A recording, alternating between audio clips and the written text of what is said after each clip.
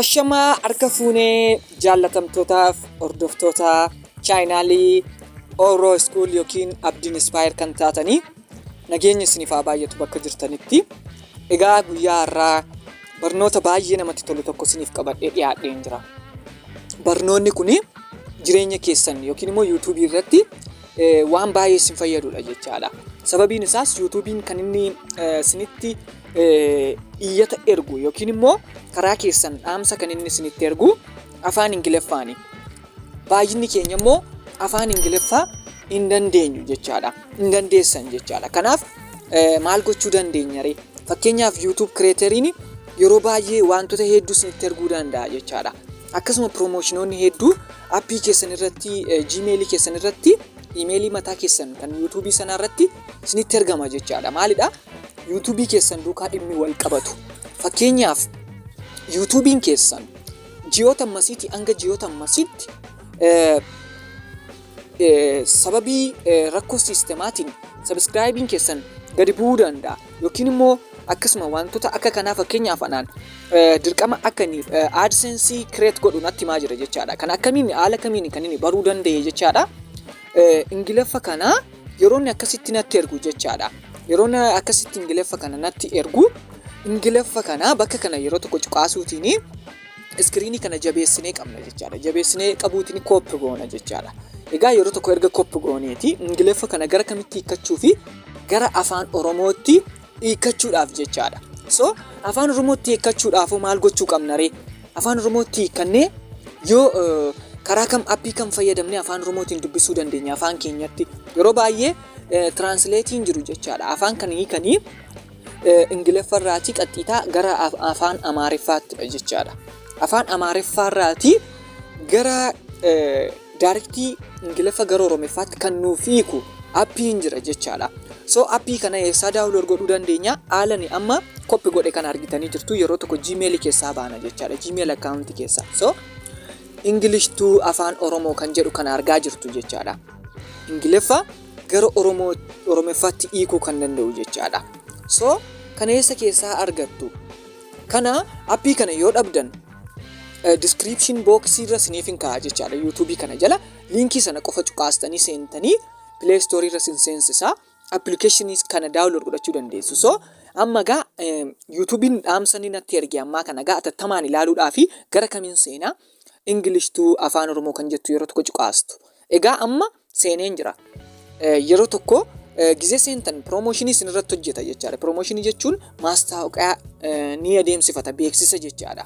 Kun qaraxa appii kanaadha jechaadha. Kanaaf dirqama ilaaluu qabdu. Yeroo inni isinitti appii akka amma kanaa maastaawoqaa isinirratti fidu X ishee jettu kana cuqaastanii keessaa baatu. So amma gaa tekstii translate godhachuu barbaaddu jedhaa jira jalqaba kanarratti.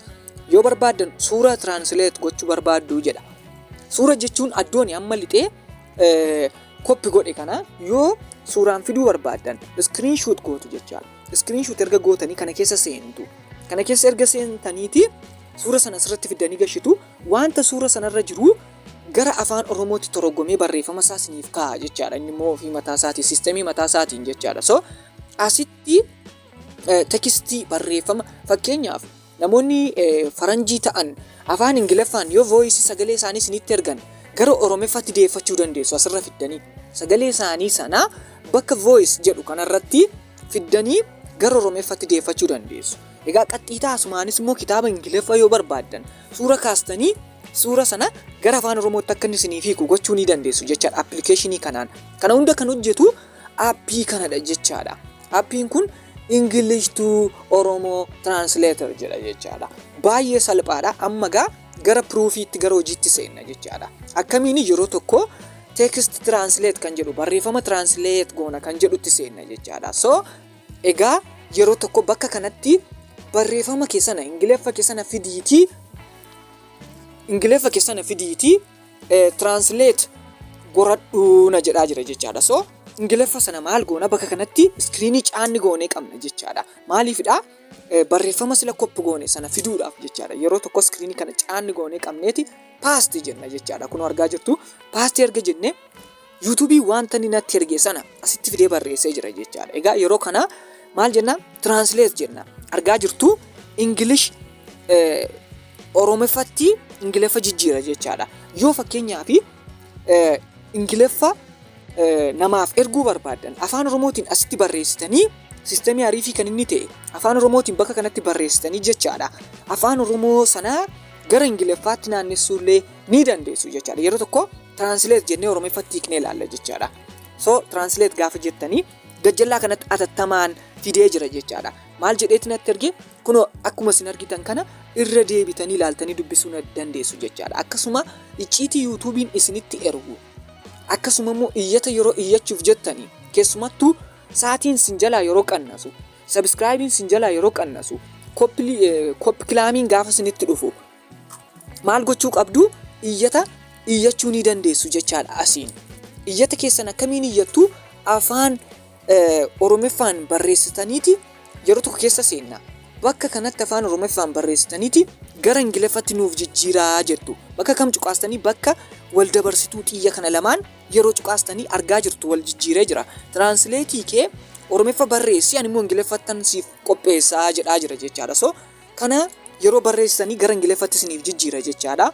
Kana booda Ingiliffa sana koppii godhattanii fudhattanii dhaxxanii iyyata gara YouTube sanaatti send feedback kan jettu sanaan ergachuu dandeessu. Akkasuma faranjoonni garaagaraa jiraachuu danda'u. Ingiliffaa yeroo isaan sin duukaa haasa'an Ingiliffa isaanii fiddanii bakka kanatti paast gootanii wanta isaan sin jedhan sana dubbistanii fakkeenyaaf biyyi kee eessa maal hojjetta jedhee yeroo inni si gaafatu asirratti hiikkattee afaan Oromootiin ana baluun jedhama. Biyyi koo akkas jettee Ingiliffatti hiikkattee dhaqattee ergitaaf. Ingiliffa sana eenyu si barreessaa? Ofiisaa siif barreessaa appiin kun jechaadha.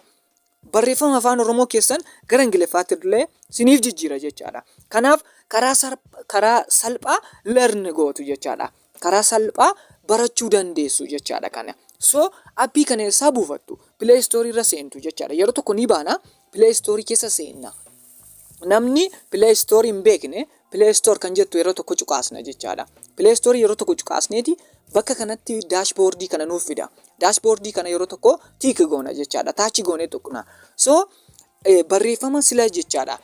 Kan kitaaba kana nuuf hiiku kan barreeffamoota kana hunda nuuf hiiku bakka kanatti barreessina jechaadha. Maqaa isaa osoo hin dogoggoriin. Kana booda siniif fida jechaadha. Achiitii appii sana maal gootu daawunloodii gootu jechaadha. Daawunloodii erga gootaniiti instaalii gootaniiti haalan iskiriinirra kaawwadhe kanaan iskiriinirra kaawwattaniiti maal gootu itti fayyadamuu dandeessu jechaadha. Kanaaf salphaadha. Appiin kun description box irra siniif hin kaa'a jechaadha. Bakka kanatti appii sana translate gootanii kunoo argaa jirtu jechaadha. Appii kana fakkaata. Appii kana buustaniitti fayyadamuu qabdu jechaadha. Egaa yoo sinitti tole barnoota babbareedoo ta'anii waan akka ta'an qofadha chaanaalii Oro School kan jedhu kanarratti kan qopheessinu isin maatiin Oromoon ijoolleen Oromoo kan taatan laayikii gochuutiin, sheerii gochuutiin, sabskraayibii gochuutiin nu duukaa ta'aa, nu bira dhaabbadhaa. Nu bira dhaabbachuun keessan baay'ee nu barbaachisaa. Galatoomaa viidiyoo kan hanga xumuraatti ilaaluu keessaniif baay'ee galatoomaa. Isinin jaalladha, isinin kabajaa. Turtii gaarii.